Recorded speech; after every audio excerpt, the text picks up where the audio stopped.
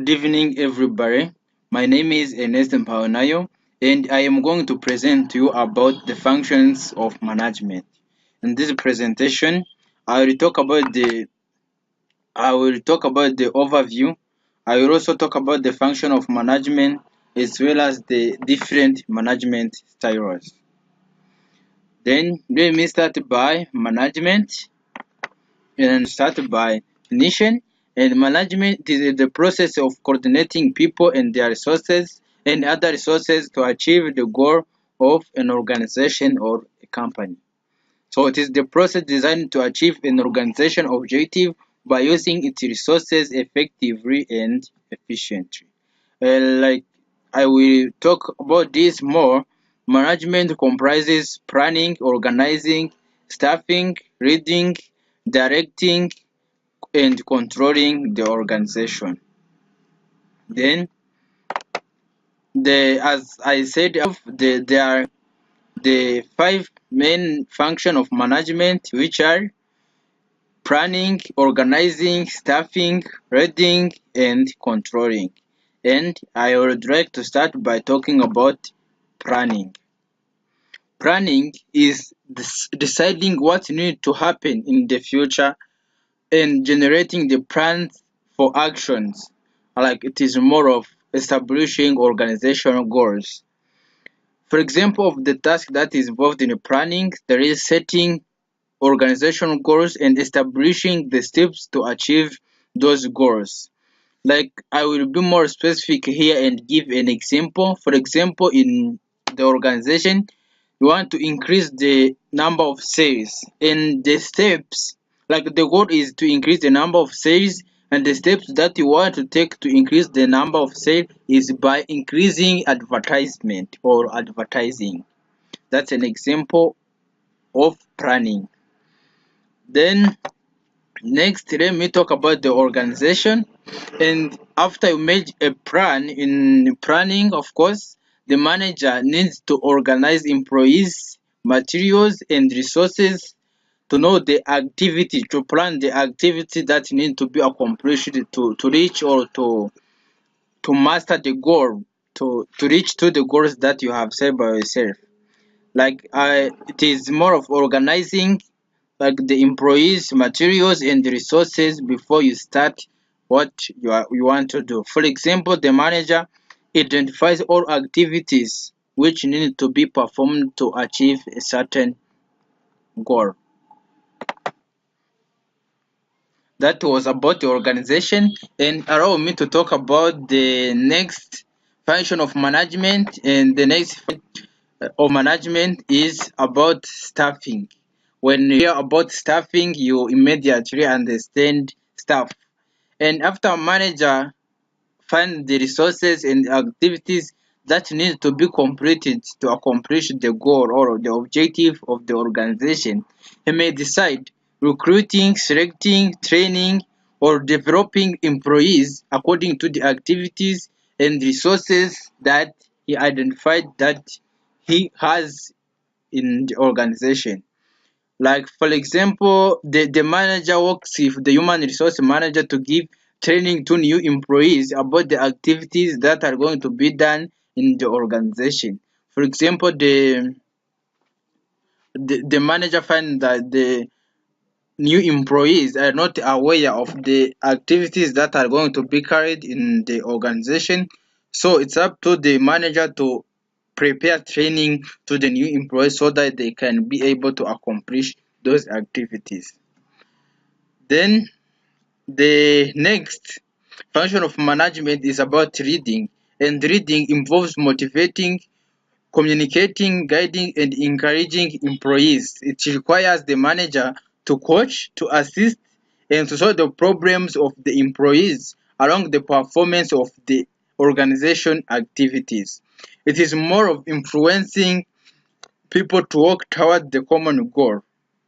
Then the example that I can give here, the manager reward the employees or an employee who are working well to motivate or to influence the rest of the employee to perform at their best or to try to perform better too. Then let me talk about the next And the last function management, which is controlling. And controlling, after you are motivating, you are communicating to the employees, then it is time to check the outcome, the current outcome against the estimated plan, for you to make adjustment if they are needed. Like the role of manager in controlling, it is to evaluate and regulate the ongoing activities, to keep the activities on track so that the goal will be achieved at last. And the process is more providing employees with the instruction of how activities should be done. Then, for example, the manager change the working strategies if the evaluation shows that the strategies are not working well.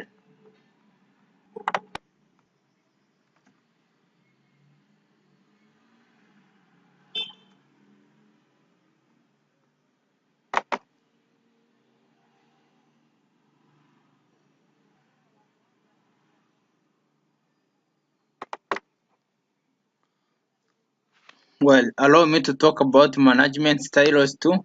And I'm going to talk about three primary management styles, which are directing, delegating, and discussing.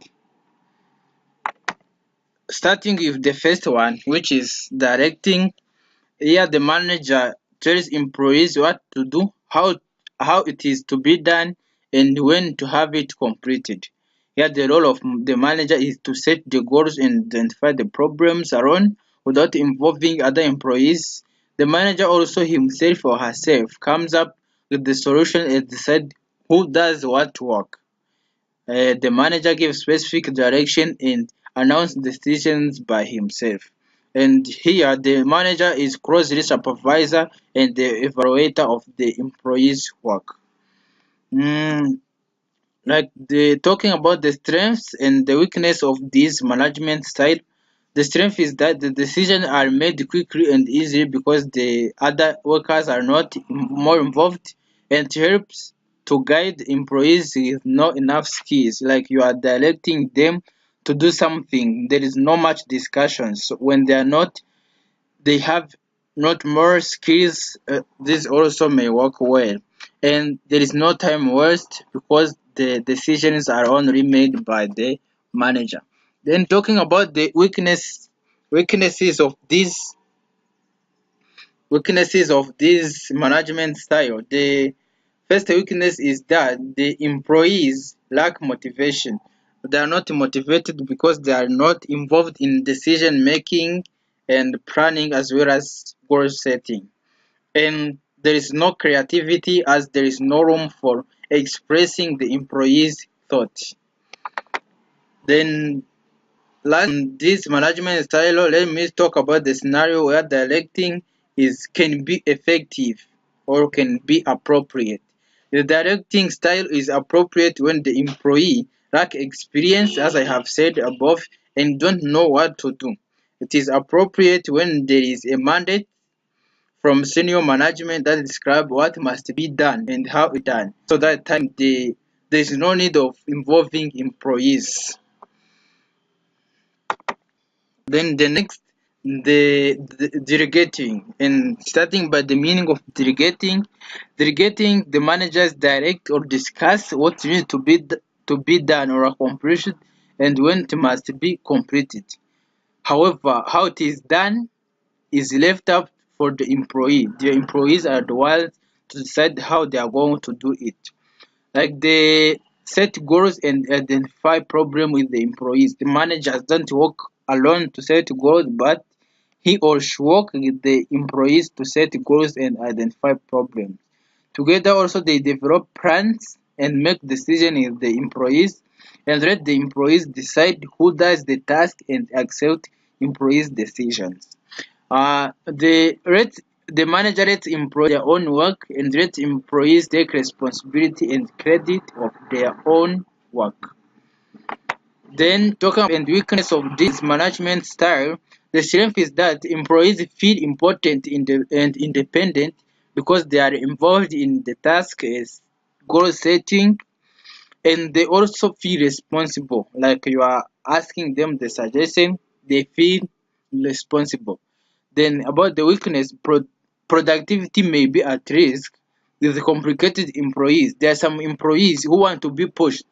When you use delegating management style, like the productivity will be at risk because they will do nothing. And sometimes it may seem like the manager is lazy because he or she is letting the employees to make decisions, to set goals, and to perform by their own. The scenario this delegating is effective or is appropriate. Like delegating style is appropriate when employees have the experience, skills, and motivation to get job done. Experienced employees want freedom to take action and solve problems on their own. Then talking about the last management style, which is discussing, and the meaning is that managing is more about asking the right questions than telling employees what to do. The manager asks the questions like, what is our goal? What is the problem? What are our options? What is our plan? Like the manager asking to the employees, and how should we proceed? From the answers that the employees give to the manager, those are the ways the work is going to be done. Then this has and weaknesses. Like starting with the strength, employees have opportunity to provide their opinions and in decision making because they are given time, they are asked what can be done. It will promote higher innovation. When the employees feel that they are involved, they are motivated to perform their activities. But the weakness is that decision making takes long to be implemented because the manager wait for the suggestion of many employees, so decision making takes longer. Then an example of a scenario where this management style is effective when you have employees who have ideas and confidence to speak up. This method or this management style may be good because they will be free to suggest what can be done than people or employees who are shy. Like employees' involvement increase their commitment to making it happen as they are the one who suggested it. And the resources that I have used working on this project from bundles.com and the great readers are the resources that I have used to work on this project. And I'd like to close saying that a good manager know his or her functions in the organization and use appropriate management style depending on the employee's task skills to achieve common goal. And effective management in an organization leads to higher employee satisfaction and motivation, which lead to higher performance and productivity. Well, that is the end of the presentation.